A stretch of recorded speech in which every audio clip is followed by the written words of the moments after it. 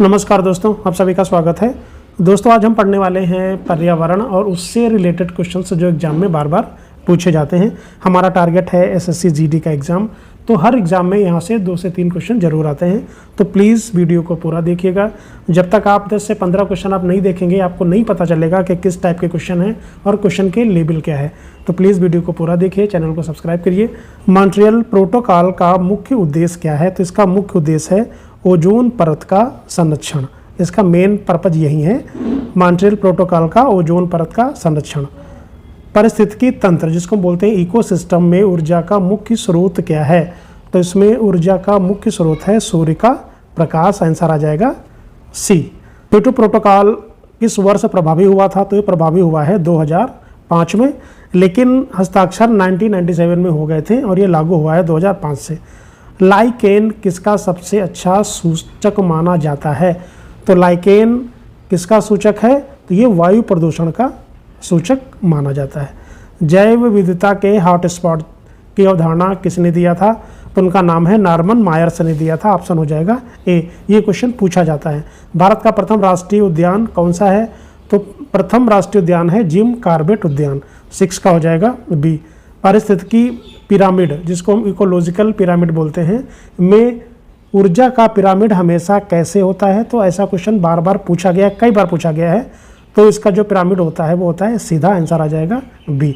चिपको आंदोलन के प्रणेता कौन थे? तो उनका नाम है सुंदरलाल बहुगुणा। विश्व का एकमात्र तैरता हुआ राष्ट्रीय उद्यान केबुल लामजाओ कहाँ स्थित है? तो ये स्थित है मणिपुर में। ब्लू बेबी सिंड्रोम जल में किसकी अधिकता के कारण होता है? तो ये क्वेश्चन जनरली पूछा जाता है कि जो ब्लू बेबी सिंड्रोम जो रोग है किसकी वजह से होता है? तो नाइट्रेट की वजह से होता है। जल में किसकी अधिकता हो जाती है? तो जल में नाइट्रेट की अधिकता हो जाती है। ग्रीन हाउस प्रभाव के लिए सर्वाधिक उत्तरदायी गैस कौन सी है? तो कार्बन डाइऑक्साइड जिसका सूत्र होता है CO2। आंसर हो जाएगा बी। वन्य जीव संरक्षण अधिनियम भारत में कब लागू हुआ था? तो 1972 में लागू हुआ था। भारत के किस राज्य में ओलिव रिडले कछुए पाए जाते हैं? तो उड़ीसा में पाए जाते हैं। आंसर आ जाएगा सी। ये क्वेश्चन इंपॉर्टेंट है, पूछा गया है। रामसर कन्वेंशन किससे संबंधित है? तो वनों से, मरुस्थलों से या आर्द्र भूमि से? तो ये जो वेटलैंड है उनसे रिलेटेड था। 15 का हो जाएगा सी। ग्लोबल वार्मिंग के लिए जिम्मेदार मीथेन का मुख्य स्रोत क्या है? वेरी इंपॉर्टेंट क्वेश्चन, एग्जाम में आता ही आता है। तो मीथेन किसको बोलते हैं? CH4 कार्बन और हाइड्रोजन का मिश्रण है। तो ये धान के खेत से भी निकलती है, कोयला के खदानों से और पालतू पशु से। तो आंसर हो जाएगा डी। एजेंडा 21 का संबंध किस सम्मेलन से है? तो एजेंडा 21 का संबंध है पृथ्वी सम्मेलन से जो 1992 में हुआ था। आगे बढ़ते हैं। भारत में प्रोजेक्ट टाइगर की शुरुआत कब हुई थी? तो 1973 में हुई थी प्रोजेक्ट टाइगर की शुरुआत। आंसर हो जाएगा बी। ई अपशिष्ट यानी ई वेस्ट के मुख्य रूप से कौन सी भारी धातु पाई जाती है? तो क्वेश्चन को ध्यान से पढ़ना। ई अपशिष्ट में मुख्य रूप से कौन सी भारी धातु पाई जाती है? तो आंसर आ जाएगा लेड जिसको बोलते हैं सीसा, और इसका जो रासायनिक सूत्र है Pb। भारत का बर्डमैन किसे कहा जाता है? तो बर्डमैन कहा जाता है डॉक्टर सलीम अली को। मिनीमाता रोग किस धातु के प्रदूषण के कारण होता है? ये क्वेश्चन बहुत पूछा जाता है। तो मिनीमाता रोग का संबंध है पारा से। तो अगर पारे से जो प्रदूषण होता है उससे मिनीमाता रोग हो जाता है। आगे बढ़ते हैं। जैव विविधता दिवस कब मनाया जाता है? तो ये मनाया जाता है 22 मई को। और हमने इंपॉर्टेंट डेज का भी एक वीडियो बनाया है, अगर आपने नहीं देखा है तो आप देख सकते हैं। पग मार्क तकनीकी का प्रयोग किसके लिए किया जाता है? तो वन्य जंतुओं की जनगणना के लिए किया जाता है पग मार्क तकनीकी का प्रयोग। रेड डेटा बुक कौन जारी करता है? तो IUCN जारी करता है। ठीक है, आगे बढ़ते हैं।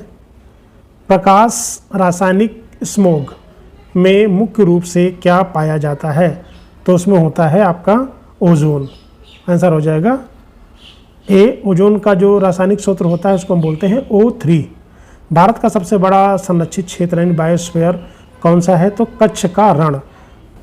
पिटाई रोग किसके कारण होता है? तो ये कैडमियम के कारण होता है। ये भी क्वेश्चन खूब पूछा जाता है। 27 का हो जाएगा बी।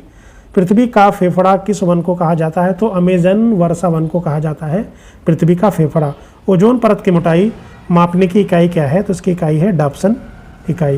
निम्नलिखित में से कौन सा एक सिट्यू संरक्षण का उदाहरण है? तो आंसर हो जाएगा चिड़ियाघर। एक सीटू का मतलब है कि जो चिड़ियाघर होता है वो हम लोग बनाते हैं, वो बनाया जाता है कि जानवरों को लाके एक जगह पे इकट्ठा किया जाता है, तो ये एक सीटू हो गया। इन सीटू मतलब क्या होता है, जो नेचुरली रूप से होता है, जो प्राकृतिक रूप से होता है, जैसे जंगल है, राष्ट्रीय उद्यान है, जहाँ पे भी वो होता है उसको हम प्रोटेस्ट कर लेते हैं। शांत घाटी किस राज्य में स्थित है, तो शांत घाटी केरल में है। प्रथम अंतर्राष्ट्रीय पर्यावरण सम्मेलन कहाँ हुआ था, तो स्टॉकहोम में हुआ था 1972 में। भारत में पर्यावरण संरक्षण अधिनियम कब पारित हुआ था, तो 1986 में पारित हुआ था। तो डेट भी आती है, तो डेट आपको याद रखना है। बायोडीजल बनाने के लिए किस पौधे का प्रयोग किया जाता है, तो जिट्रोफा, जिसको हम रतन जोत बोलते हैं। आंसर हो जाएगा बी। बक्सर का युद्ध जो 1764 में हुआ था, अंग्रेजी सेना का नेतृत्व किसने किया था, तो हेक्टर मुनरो ने किया था। तो बक्सर का युद्ध हुआ था 1764 में।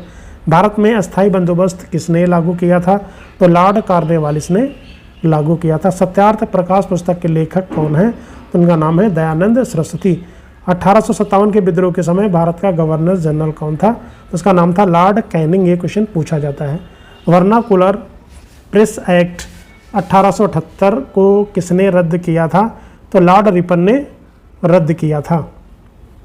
भारतीय राष्ट्रीय कांग्रेस के प्रथम मुस्लिम अध्यक्ष कौन थे, तो उनका नाम था बदरुद्दीन तैयब जी। स्वराज मेरा जन्मसिद्ध अधिकार है, ये नारा किसने दिया था, तो बाल गंगाधर तिलक ने ये नारा दिया था। बंगाल का विभाजन जो 1905 में हुआ था, किस वायसराय के काल में हुआ था, तो उस समय वायसराय था लॉर्ड कर्जन। गदर पार्टी की स्थापना कहाँ हुई थी, तो सैन फ्रांसिस्को में हुई थी। तो 43 का हो जाएगा बी। तो 1913 में हुई थी। चंपारण सत्याग्रह जो 1917 में हुआ था, उसका मुख्य कारण क्या था, तिनकठिया प्रथा यानी नील की खेती से ये संबंधित था आंदोलन, उसी के विरोध में हुआ था। जलियांवाला बाग हत्याकांड के विरोध में किसने नाइटहुड की उपाधि त्याग दी थी, तो किसने किया था, ये रविन्द्रनाथ टैगोर जी ने किया था। चौरी चौरा कांड के बाद गांधी जी ने किस आंदोलन को स्थगित कर दिया था, तो असहयोग आंदोलन को इन्होंने स्थगित कर दिया था। स्वराज पार्टी की स्थापना किसने की थी, तो स्वराज पार्टी की स्थापना किया था चित्तरंजन दास और मोतीलाल नेहरू ने। चित्तरंजन दास और मोतीलाल नेहरू, आंसर हो जाएगा बी। इसको हम CR दास भी बोलते हैं और मोतीलाल नेहरू। साइमन कमीशन भारत किस वर्ष आया था, तो 1928 में आया था और इसका विरोध भी किया गया था। विरोध इसलिए किया गया था कि इसमें कोई भी भारतीय सदस्य शामिल नहीं था। दांडी मार्च की शुरुआत कब हुई थी, तो 12 मार्च 1930 को हुई थी दांडी मार्च की शुरुआत। पूना पैक्ट किनके बीच हुआ था, तो पूना पैक्ट हुआ था गांधी जी और अंबेडकर जी के बीच में हुआ था। और कब हुआ था, 1932 में हुआ था पूना पैक्ट। भारतीय राष्ट्रीय कांग्रेस के प्रथम महिला अध्यक्ष कौन थी, तो उनका नाम है एनी बेसेंट। तो यहाँ पे कहा गया है कि भारतीय राष्ट्रीय कांग्रेस की प्रथम महिला अध्यक्ष, तो नाम आ जाएगा एनी बेसेंट। अगर यही क्वेश्चन पूछा जाता भारतीय राष्ट्रीय कांग्रेस की प्रथम भारतीय महिला, तो हम आंसर लगाते सरोजनी नायडू को। फॉरवर्ड ब्लॉक की स्थापना किसने किया था, तो सुभाष चंद्र बोस ने किया था फॉरवर्ड ब्लॉक की स्थापना। कैबिनेट मिशन भारत कब आया था, तो 1946 में आया था कैबिनेट मिशन भारत। आगे, स्वतंत्र भारत के प्रथम भारतीय गवर्नर जनरल कौन थे, तो उनका नाम था C राजगोपालाचारी। आंसर हो जाएगा बी, C राजगोपालाचारी। भारत छोड़ो आंदोलन के दौरान करो या मरो का नारा दिया था महात्मा गांधी जी ने दिया था और ये आंदोलन हुआ था 1942 में। तो डेट भी याद रखनी है। आगे बढ़ते हैं। इंकलाब जिंदाबाद का नारा किसने प्रसिद्ध किया था, तो भगत सिंह ने प्रसिद्ध किया था इसको। ब्रह्म समाज की स्थापना किया था राजा राम मोहन राय ने। आंसर हो जाएगा बी। वेदों की ओर लौटो का नारा किसने दिया था, तो दयानंद सरस्वती जी ने दिया था। गुलामगिरी पुस्तक के लेखक कौन है, तो गुलामगिरी पुस्तक के लेखक हैं ज्योतिबा फूले। हंटर आयोग यानी जो हंटर कमीशन का गठन किसके सुधार के लिए किया गया था, तो शिक्षा के सुधार के लिए किया गया था और ये 1882 में गठित हुआ था। Poverty and un British rule in India पुस्तक किसने लिखी थी, दादा भाई नौरोजी ने लिखी थी। इन्हें हम great old man of India कहते हैं। गांधी जी ने दक्षिण अफ्रीका में किस अखबार की शुरुआत किया था, तो इंडियन ओपिनियन अखबार की शुरुआत किया था गांधी जी ने। रैयतवाड़ी व्यवस्था मुख्य रूप से कहाँ लागू की गई थी, तो मद्रास और मुंबई में लागू की गई थी रैयतवाड़ी व्यवस्था। जलियांवाला बाग हत्याकांड कब हुआ था, तो जलियांवाला बाग हत्याकांड हुआ था 13 अप्रैल 1919 को। भारत में सिविल सेवा का जनक किसे माना जाता है, तो लॉर्ड कॉर्नवालिस को माना जाता है सिविल सेवा का जनक। वेरी इंपॉर्टेंट क्वेश्चन है, पूछा जाता है। आज़ाद हिंद फौज की स्थापना किसने किया था? तो कैप्टन मोहन सिंह ने किया था आज़ाद हिंद फौज की स्थापना। आंसर आ जाएगा सी। मुस्लिम लीग की स्थापना कब हुई थी? तो 1906 में हुई थी। और कहाँ पे हुई थी? ये ढाका में हुई थी मुस्लिम लीग की स्थापना। आधुनिक ओलंपिक खेलों की शुरुआत कब हुई थी? तो आंसर आ जाएगा बी 1896 यानी एथेंस। डेट याद रखना है 1896 एथेंस। थॉमस कप किस खेल से संबंधित है? तो थॉमस कप का संबंध है बैडमिंटन से।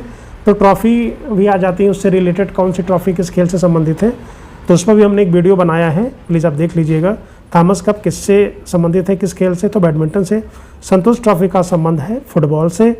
डूरंड कप का भी संबंध है फुटबॉल से। ठीक है। बुल फाइटिंग किस देश का राष्ट्रीय खेल है? तो जो बुल फाइटिंग है वो स्पेन का राष्ट्रीय खेल है। ये क्वेश्चन एग्जाम में पूछा गया है। प्रथम एशियाई खेल यानी जो एशियन गेम है कहाँ आयोजित हुए थे? तो नई दिल्ली में आयोजित हुए थे। किस साल में? 1951 में दिल्ली में आयोजित हुए थे। बटरफ्लाई शब्द किस खेल से संबंधित है? तो बटरफ्लाई का संबंध है तैराकी से। क्रिकेट के पिच की लंबाई कितनी होती है? तो 22 गज होती है क्रिकेट के पिच की लंबाई। पंकज अडवाणी किस खेल से संबंधित है? तो पंकज अडवाणी बिलियर्ड्स या स्नूकर से संबंधित है। विजेंद्र सिंह किस खेल से संबंधित है? तो विजेंद्र सिंह मुक्केबाजी से संबंधित है। डेविस कप का संबंध किस खेल से है? तो डेविस कप का संबंध है टेनिस से। डेविस कप का संबंध है टेनिस से। चेकमेट शब्द किस खेल से संबंधित है? तो चेकमेट का संबंध है शतरंज से। आंसर आ जाएगा ए। रणजी ट्रॉफी का संबंध है क्रिकेट से। अर्जुन पुरस्कार की शुरुआत किस वर्ष हुई थी? तो अर्जुन पुरस्कार की शुरुआत हुई थी 1961 में। द्रोणाचार्य पुरस्कार किसे दिया जाता है? तो प्रशिक्षकों को दिया जाता है। आंसर आ जाएगा भी, जो खेल प्रशिक्षक होते हैं, जो कोच होते हैं, उनको दिया जाता है।